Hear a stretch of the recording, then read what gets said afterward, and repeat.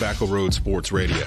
Oh, North Carolina, Kernersville, Salisbury, you know what I'm saying? Burlington. I didn't bring up Raleigh, Durham, Greensboro, Charlotte. For the best in live sports debate, live sporting events, and more, tune in to Tobacco Road Sports Radio. TobaccoRoadSportsRadio.com. It's the North Cape, baby. Archdale.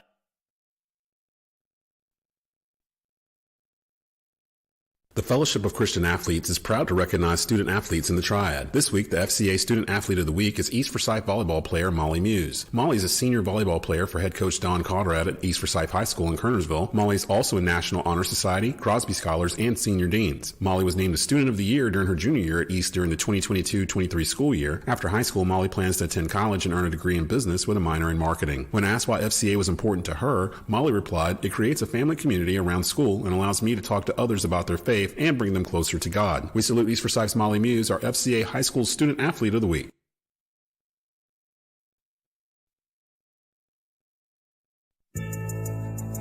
One,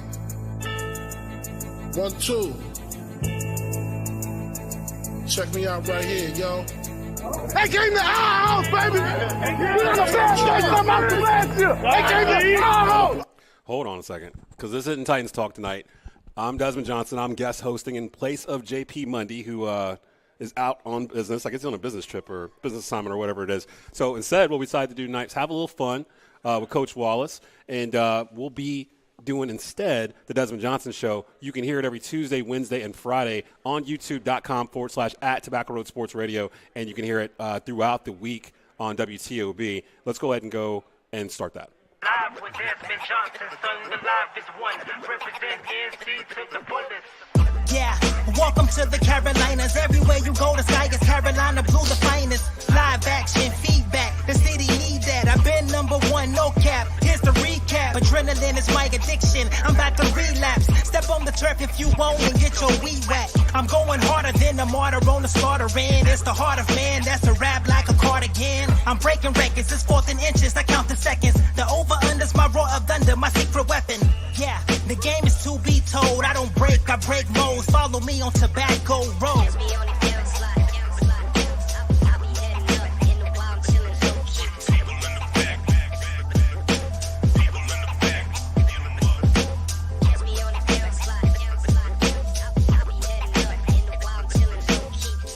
Desmond Johnson, son, the live is one. Represent NC to the fullest. It is a Titans Talk Takeover of the Desmond Johnson Show. This is the Tuesday edition of the show. We're pre-recording it live here at the playground in Clemmons. Desmond Johnson here in the house with head coach of the West Forsyth Titans, Kevin Wallace. What's going on, Coach? How you doing tonight? I'm doing well, Des. How about you? Doing good. I know you guys are doing good. 48-10 winners over Davie on Friday night.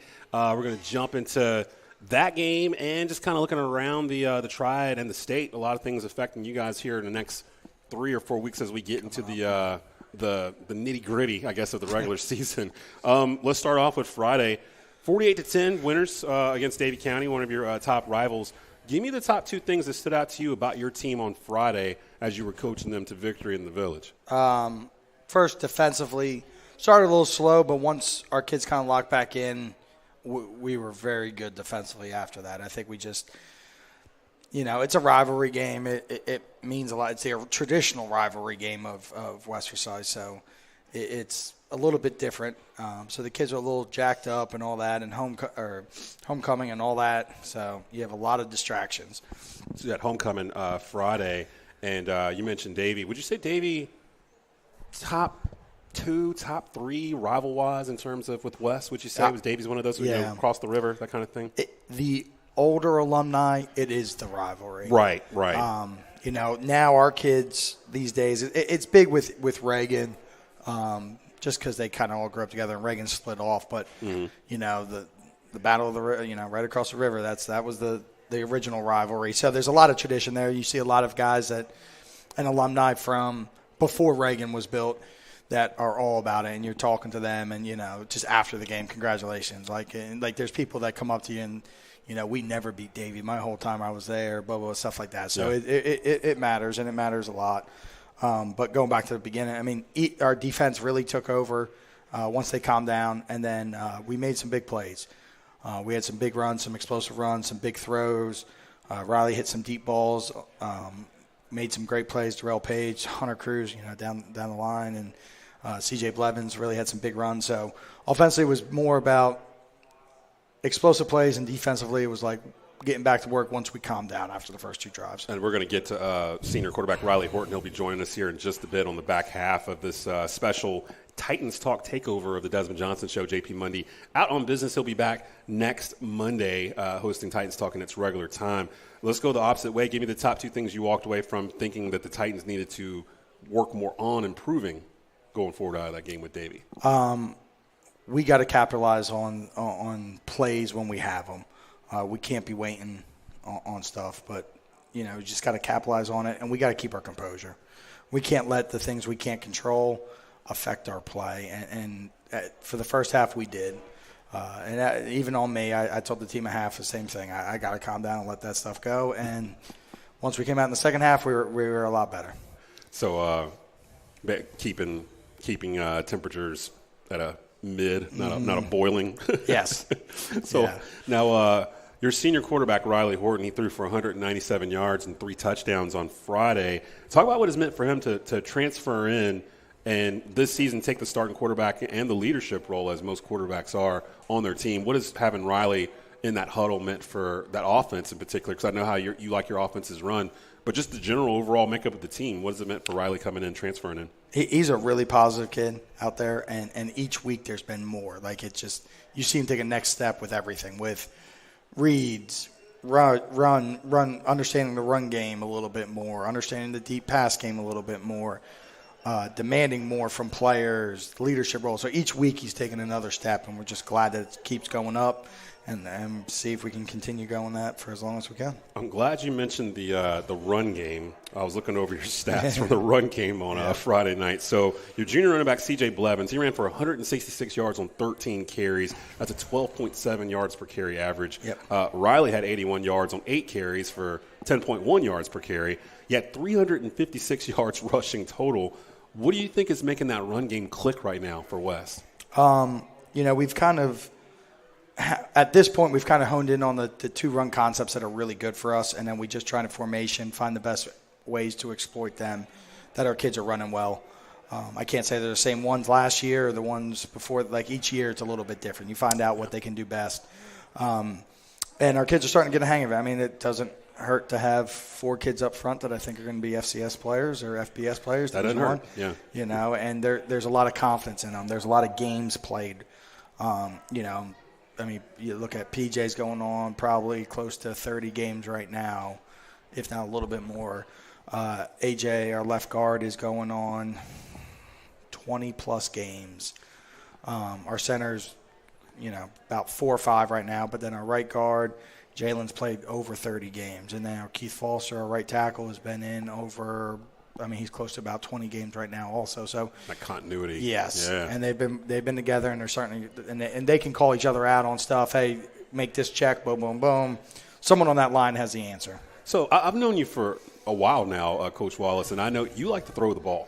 Does it drive you nuts when you're running and it's working, or are you one of those guys you like to throw the ball, but hey, if we're going to get 10 yards of carry running the ball, I'm good. I'm good. Whatever works. Sometimes, I'm a big believer that you have to run the ball, but you also have to throw the ball to win championships. So you can't just rely on one. You can't be one-dimensional. Yeah. And a lot of our stuff is a lot of play-action, RPO-based stuff, and that's, even for years, everyone's like, oh, you throw the ball. It's like the most I've ever I was going to say, is that perception even real? Because that seems to follow you around. My stats have the most percentage passes per year, I think, was like a 42% pass, like 1 year. Where's this coming from? So it just we even go back to Glenn, with Step Brown, he threw for a lot of yardage, but we still ran the ball.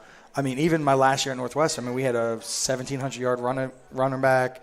A quarterback threw for 2,700 yards. So it's just big plays in the pass game and I think a lot of it gets set up from our run game that you have to account for it. Right. Especially when you have a quarterback that is mobile and can do So it makes it a little bit more – no knock to Burt Rice from last year. But when you have someone that can run, they have to drop an extra 2 hats in the box essentially. Yeah, and you made me remember Stephon Brown from Glenn. I'm glad that graduated like when he did. Very good player. Cross town in Kernersville. Here with head coach Kevin Wallace of the West Forsyth Titans. It's a Titans Talk Takeover of the Desmond Johnson Show. You can hear it Tuesday at 12:30 p.m. on youtube.com/@Tobacco Road Sports Radio. It'll play again throughout the week. So you got 2 games left in the regular season. You got Reynolds coming up this Friday, and then the regular season finale at East. If I've looked at this right, if you guys win out, you win the Central Piedmont Conference. Is that correct? We'll be tied. You'll be tied with as long as everyone does what they're supposed to this week. Yeah. And that there'd be a 3-way tie. So it'd be you, East, and Tabor, right? I don't know the logistics of how they figure out, isn't it like points or something? Or something after that, weird? I believe it's draw straws. Yeah. I was guessing, but is that really what they're going to do? Everybody draw straws. When it used to be 2 teams that you would do a coin flip. My gosh. And Rod Funderburk, my color commentator that's been with me for years, he was on the 92 East Forsyth team, and they were undefeated, and they had to go on the road like 3 times in the playoffs. And I keep forgetting. I always ask him, why did you have to go on the road? And he was like, back then it was predetermined. Yep. Like you already knew where the sites were before the season even began. So they had to go up in the mountains like twice and some in the southern and down to Charlotte. This is a little different. Yes. And we were talking a little bit before the show started in terms of like seating and RPI and all that kind of stuff. Do you talk about that stuff with your kids in terms of like where you guys are and not really? What's coaches staff will. I mean, I'm sure our kids see all the projections. I mean, they come out with 1 a week or if not more, and they're all usually about the same. I mean, what it is now is as long as you win your conference, you're fine. But 2nd, 3rd, 4th in the conference doesn't matter. It's all off of RPI. So really, those first 3 weeks of the season come really important in terms of finding opponents that you kind of feel like are going to be good, not just that year, but when you sign these home deals and you're signing them years out, you kind of have to look at what they're going to do and that kind of thing, right? 40% is based off your own winning percentage, and then the other 60% is off of, or it's 30% off of your winning percentage, and then 70 is off of opponent's winning percentage and opponent's winning percentage. Which that's the part I hate, because it can be like, for example, going out of 4A, say a team like Dudley that's in 3A, and they run through everybody throughout their regular season, but their conference is considerably weaker than they are. So once they get in the conference play, their RPI just starts to drop, and then they'll be undefeated. They'll have like a top-ranked offense in the state, but they'll be like the 11 seed or whatever not because of who they played, but because of who they played. Yep. Like, and I just kind of look at that, and I've seen top teams in 4A here in our area, either in the Metro or in the CPC, the past like 2 or 3 years, where depending on what happened in that last game or the last 2 or 3 weeks, it feels like does a lot, because with with you guys, this year and last year, you're playing East Forsyth the last game of the year. You're both ranked in the top 10. Whoever wins that game is going to get a massive bump, and they'll be the CPC champ more often than not. But other years, there's been times where that team falls because of whoever they were playing at the end, that last month of October, and then they have to go on the road or something like that, and they were a top team all year. Thinking back to the state announcing about the playoffs, and of course our hearts and thoughts are still with everyone in Western North Carolina, still dealing with the after effects of Hurricane Helene. The state, the North Carolina High School Athletic Association, decided to basically push out an extra 2 weeks of the regular season in order for those teams in the West to catch up. I don't know if all of them will be able to. We were talking about Watauga off of the air that they're already starting, I believe. I think Josh Scott, one of my guys that I've done work with, he calls for them. And you said they're going to try to do this crazy schedule where they're going to play like every 3 or 4 days? Yeah, so they're going to go like Friday, Tuesday, Friday that last week, and then roll right into playoffs the next Friday. So like 5 games in like 12 days or something like that? That doesn't sound possible. No, I don't even want to know what it's like to practice in that realm or get anything done, or like player wise, and the the physicality on the body to play 3 games and it's no matter. Days. I mean, even if you're at Pee Wee, Pop Warner, that's hard to do. So I'm curious, because I've started asking coaches now, because some coaches are starting to kind of project forward, kind of see where they are. And with Wes, it feels like the CPC is kind of separated into a 3-team at the top, and then kind of a little bit in the middle, and then the bottom, and the 3 teams at the top being West Forsyth, East Forsyth, and Mount Tabor.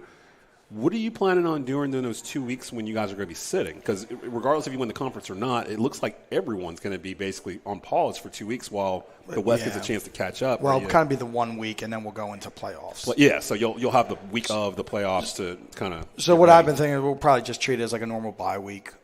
We'll probably go film on Monday. We'll go short practice Tuesday, Wednesday, Thursday, and by that point, we should have a good idea of where we're going to be. Right. So if we could start planning for it. I mean, I don't think anyone wants to take off a week at that point because you're in the groove, you're going. I've heard the idea being raised of scrimmaging under the team. Would you ever consider doing that late in the year? No. Okay, because that's usually what most coaches I've asked have said, like, no. Yeah, not enough reward for a big enough chance. Like, it's not. Yeah, what's the one thing you want to tell Titans Nation before you get out of here tonight in terms of you guys got 2 weeks to go? Again, you're playing RJ Reynolds.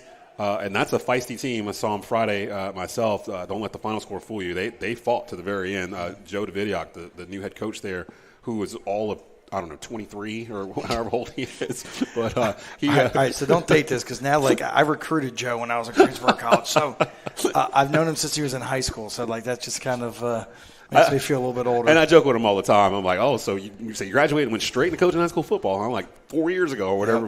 But he's doing a great job over there. And Reynolds, I feel happy for them because they're finally getting their own stadium. Yeah. And, like, I think it's really underrated for high school kids to have to drive across town for a home game. Mm-hmm. And they've done it for as long as Reynolds has been there, as far as I can. Well, I think they played at Bowman Gray back in the day too. But for them, and then, of course, that season finale against East Forsyth, you guys battled for the conference championship last year. We were out here. A bunch of other media outlets were out here covering that game. I'm hoping it'll be the same thing in K-Vegas in 2 weeks where we have the same scenario. What do you want to say to Titans Nation in terms of holding fast for the last 2 weeks of this season? We got a big game this week, and that's all we can worry about. I mean, it's senior night, so it's the last guaranteed home game. Predictions look like we'll be home for the first round, but last guaranteed home game for our seniors. It'll be a big night for them. It's like a senior night. Yep. And we'll do all those festivities, and then hopefully we can handle business, and then we'll get into what could be a very, very exciting game in 2 weeks. Reynolds Reynolds versus West Forsyth. That is a 7 o'clock kickoff this Friday. And then, of course, West Forsyth traveling to Kernersville will take on East Forsyth in 2 weeks. That'll be the WTOB high school football game of the week. That's a 7 o'clock kickoff. 7:30. Oh, is TV going to be there? Of course 7:36. Of course they're going to be there. So my 48 will be there. But, of course, you can listen to our call on TobaccoRoadSportsRadio.com. WSJS will probably be there, too, if all of them are going to be. Yeah, I can already see it now. Everybody's going to be in that box. So definitely listen to that on 2 Fridays from now. And hopefully we're talking about a conference championship showdown because – that's the way it should be. Yeah, that's the way it should be. Appreciate it, Coach. I'm going to bring up Riley Horton here in just a bit. We're going to take a quick commercial break. When we come back, we're going to play Get to Know Riley, senior quarterback Riley Horton, next on the Desmond Johnson Show. It's a Titans Talk Takeover.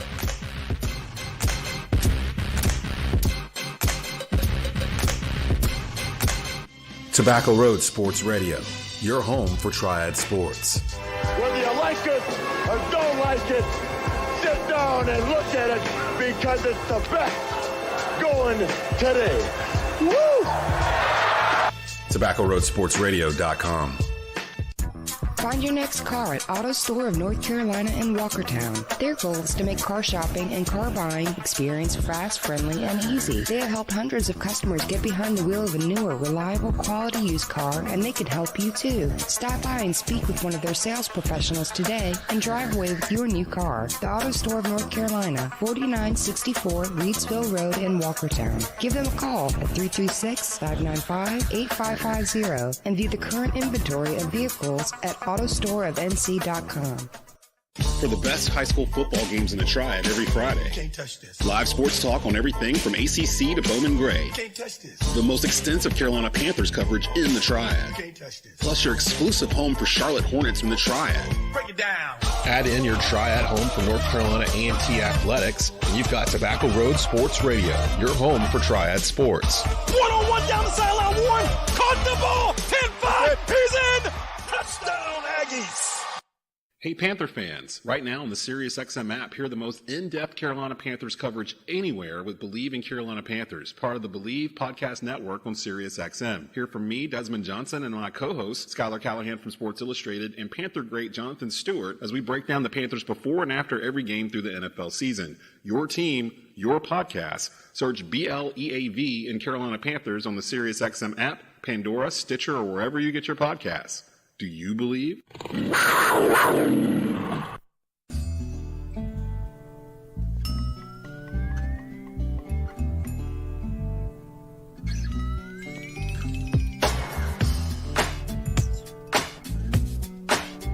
Welcome back to this special edition Titans Talk Takeover of the Desmond Johnson Show. You can hear this on the Tobacco Road Sports Radio Podcast Network, wherever you hear podcasts. And also you can see this on the YouTube channel starting Tuesday at 12:30. Tobacco Road's YouTube channel is at youtube.com/@Tobacco Road Sports Radio. Joining me right now is West Forsyth senior quarterback Riley Horton in the house. What's going on, Riley? How you doing, man? Well, I mean, I'm chilling.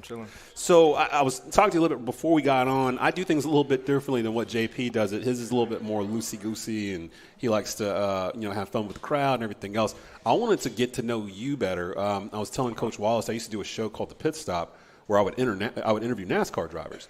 And Riley, I don't watch NASCAR. I don't know anything about it. So what I would end up doing is like compiling a set of questions that had nothing to do with NASCAR to get to know that driver better. So I wanted to play Get to Know Riley and kind of go from there, and it'll get a chance for us to get to know you as a person better as opposed to just you as a football player. Are you game? Yeah. All right, cool. Let's do it. So starting out, after a Friday night game, say West Forsyth has won the game, what is your go-to meal?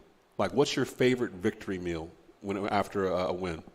With the team, usually go out to eat after games to either like McDonald's or Dario's. Okay. Probably something quick, something. Like Dario's right up here? Yep, right up there. Okay. It was just Dario's earlier today in Kernersville. Is that – so that's your – so Dario's or McDonald's? Yep. Typically, what's the meal? What's the combo? No, if I go to McDonald's, it's probably like a McChicken. Really? Oh, I love McChickens. I would think you would get – have you had the Chicken Big Mac yet? No, I haven't. Are you planning on getting it? Do you even know what I'm talking about? You know what? I'll get it Friday. It's – from my understanding, it's not using the same like McChicken patty or the chicken sandwich they started doing. It's actually using the same like batter like the McNuggets use. So it's like a big McNugget, and it's a chicken Big Mac. It's 2 chicken patties, and I saw it the first time, and I'm like, that's crazy. Like that's way too much. But now you know how it goes. It's out there long enough, and you're on social media, and you see the reels of people trying it and eating it. They're like, this is actually really good. Yeah. I'm thinking about doing it. I've never had a McRib, so I'm trying to stay away from some of that stuff. But maybe that might be the move Friday. That might be the move Friday after you guys take on Reynolds. Yep. So you play quarterback.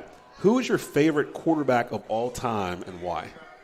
Favorite quarterback of all time is Drew Brees. Oh, okay. Growing up, I grew up a Redskins fan, but I just always liked the New Orleans Saints, and I like Drew Brees. Really? Did you grow up here? Yeah, I did. I'm from Charlotte. I was born in Charlotte, but when I was like 5 years old, I moved up. Hold up, Riley. Hold on, man. So you grew up in Charlotte, and you didn't grow up a Panther fan? You grew up a Saints fan? How did that happen?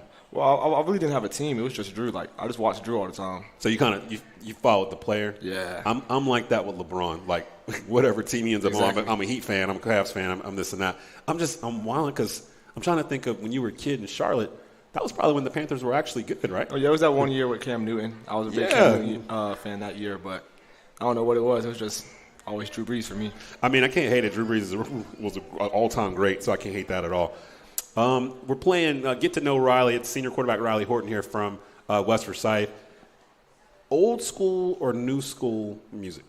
Which do you prefer? And when I say that, I mean, are you the type that basically runs the aux and you're playing Rock the Bells, or are you actually playing the new stuff that's out more so than like, I hate to date myself, but I guess you would say classic hip-hop at this point, 90s hip-hop, 2000s hip-hop, that kind of stuff? Or do you even listen to hip-hop? Like, what do you normally listen to? Yeah, I think it depends on the day, but, you talk to any of my friends, they'll tell you they be in my car. It's probably old school music. Okay. They always ask me what I have on, but they in my car, so it don't matter. I play what I want. It's funny, too, when I talk to a lot of the kids at a lot of these different schools that we deal with at Tobacco Road, I'm actually shocked that a lot of them, the exact same thing you just said, that a lot of them listen more to old school hip-hop than they do whatever's coming out right now. And there's so much of it, especially like in the 90s, to go back and find that doesn't get played anywhere, and it's like B-sides and stuff like that. I like that, Riley. You're batting 1,000 right now. This is good. Favorite movie of all time? I don't know if you know it, but ever watch How to Train Your Dragon? Yeah, the cartoon. movie? Yeah. I got two kids. Yeah, so not one's 19, so been around the time. Yeah, that's your favorite movie of all time? Absolutely. I've watched it like 5 times a day when I was a kid. So it just has to be my all-time favorite. Hey, I ain't mad at that at all. What's the best, and not necessarily yours, it can be something that, now I've been told that Coach Perez was out in the audience, does he run, what's the name of the club after the club, what? Club Lit. Are you the one still controlling the music? Okay, and I know his taste in music. What's the best get hype song for pregame? I'm going to shout out my teammate. Anything that PJ puts on. Okay. Anything that PJ puts on, Pierre Dean, I'm say his full name. Yeah. Anything that he puts on. There's pretty good music out there, yeah. What kind of music is he throwing on? Can you say like what kind of music he's throwing out, or any hip hop? Because PJ's a real aggressive guy. You know what I'm saying? So he has to play a real aggressive music. Because I imagine the pregame music is different than the postgame music. Even after you won, I imagine it's just a different vibe entirely in terms of getting ready. And then, like, staying ready. Like, there's a difference in, like, song. You saying PJ, you trust PJ with that? I would trust PJ with the aux. Okay. Favorite cartoon as a kid growing up? Favorite cartoon. Bro, probably Phineas and Ferb. Okay. That's hard. That ain't even. Come on now. Because, see, I was thinking about that question when I wrote it down. Like, when I was a kid, we only had, like, 8 cartoons to choose from or whatever. You guys could watch Disney all day or whatever. Get all the good stuff, Nickelodeon, everything. Are you a Christmas guy or are you a 4th of July guy? Oh, definitely Christmas. Yeah? Yeah, I have to say Christmas. I just hate the cold, but. Yeah. Well, I mean, for us, it ain't really been cold in the winter the past couple of years. Like, do you remember the last time it snowed? No, I don't. We haven't had snow in a while. No, it's probably about going on 2 years, I think. And I want to say the last time it snowed, it was Christmas, like a couple of years ago. But what are you doing? So this is 2024. You are a senior in high school. Yep. Starting quarterback at West Forsyth. Yep. What's Riley doing 5 years from now? I mean, man, hopefully I'm still playing football. I want to go to college to play football. In 5 years, I mean, it looks like I'll be graduating college by then. So, yeah. If we're talking about still playing football after that, then hopefully. Okay. Any places in particular that you're looking at that you would like to go to? No, not right now. Just open communication. Yeah. Not really. I feel that. Serious. So you transferred in this season. Mm-hmm. What's the number one reason why you chose to transfer to West Forsyth? Like, what was it about West where you were like, yeah, this could be the place for me to really grow my game? Well, they just had a nice program. They just came off a great year, the previous year. And, I just wanted to come in. I wanted to go somewhere where I could win. Knew a couple guys here. I talked to a lot of them, the whole time. They was telling me to come. So I think it was just knowing the guys here, knowing a few coaches. Just wanted to come in and win. Here with senior quarterback for West Forsyth, Riley Horton, here on the Desmond Johnson Show, live from the Playground Golf and Sports Bar here in Clemmons. So were the Saints your favorite sports team? We talked about it earlier. Were they your favorite team or were they your favorite football team? Yeah, they were definitely my favorite team because of Drew. Okay, so biggest sports memory of your favorite team? 2018 when we played the Rams in the NFC Championship and the no-call PI. Ooh. I've never been more upset in my life. Ooh, yeah. That was pass interference, though, wasn't it? Oh, it was definitely pass interference. Yeah. I remember that. That's tough. So it's sad, though, because, like, our biggest sports memories usually are, like, bad memories. Like, mine's probably either the Panthers losing Super Bowl 50. Okay, I'm not jumping on the fumble. See, I don't even blame him for that. Like, really, like, I know you got to. I'm trying to put – so you're a quarterback. This is probably a good question to ask you. Say that same situation happened and the ball squirted out, and according to Cam, he couldn't find the ball at first, right? And then when he's talking about when he talks about diving, there's 300-pound defensive tackles at his legs and stuff. And I get it. He probably should have dove, and he said he should have dove. But do you understand where he came from by not diving? Do you think he lost the game by not diving on that football? No, I wouldn't say that play determined the game. I do think it was a big turning point, but I wouldn't say it cost him the game. But me, I would have jumped. Yeah. Okay. See, I like that. And I'm sure Coach Wallace is in here somewhere. I'm sure he heard that. I'm sure he liked that as well. There he is. I'm sure he liked that answer as well. For me, probably though, number one, 2016 national championship, Carolina Villanova, the Chris Jenkins shot. That's probably number one for me. And then, like, there's only been like 2 or 3 times a team has made me cry, like literally cry. You cried? Yeah.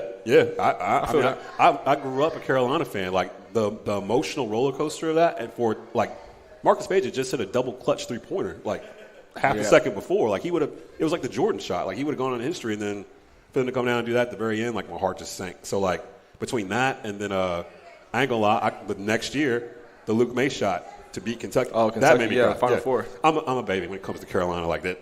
That's a whole other show. We'll do that another day. This is the biggest question, the most important question out of this whole thing I'm going to ask you tonight. This is what we're going to end it on. Okay. Are you team flats or are you team drums? Says a whole lot about you now, so think about this. If there was a flat and drum sitting right in front of me, I'm going to eat the flat. Really? You're a flats guy? What is it about the flats? Like, what is it about flats that I don't understand it? I really don't understand it. For me, I'm team drums. You ever do that little? I saw this thing on the internet where you squeeze like the thing and like the meat just comes right off. It's so easy. Yeah, and I've also seen the one a friend taught me how to eat them where you just take the bone and twist it. Yep. So it's basically just like that. And They're just so easy to eat. I feel like they don't have as much meat on them though. Like you're doing all that work for like little meat, and drums are just like easier to dip. I don't know. That's true. I don't get it. I don't know. But every time I ask that question, it feels like there's a whole lot more team flats people out there than I thought. Yep. So maybe I'm the weird one. So I don't know. But before we get out of here, though, that's always the one I ended on. You guys have Reynolds. I know we've been having fun and whatnot. You guys have Reynolds this Friday. What are you looking forward to the most getting out there with your team? You're a senior. This is going to be senior night, right? So this is going to be your last regular season home game in the Village. Anything you want to give or shout out or say to your friends or family, anybody else that might be listening? No, just come out. We plan on going out there and dominating. In the home stretch with a good win. I do want to shout out Coach Wallace. Maybe a senior night he'll give me a play at receiver or something. I don't know. Hey, what? We'll see how he's feeling.